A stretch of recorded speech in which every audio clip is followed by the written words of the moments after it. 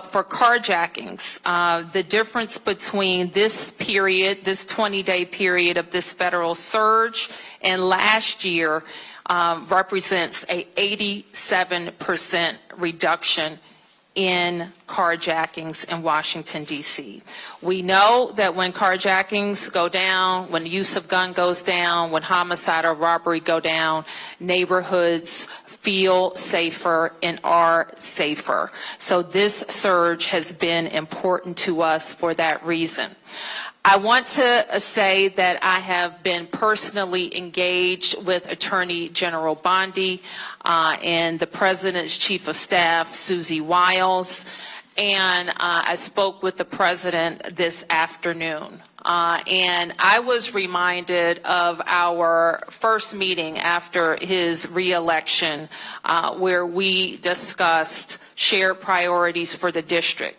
There, I was reminded that the President's interest in cities predates his time in office, and his knowledge of D.C. had significantly increased from the first time he was in the White House. And so we knew that the priorities around safety and investment in infrastructure would be on the President's mind.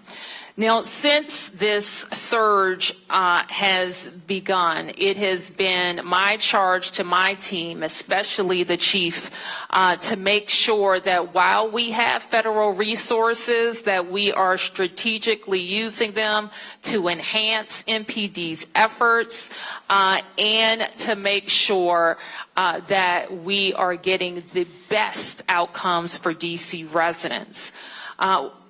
While at the same time making sure that we're living up to our commitments to DC residents and protecting local control and our autonomy.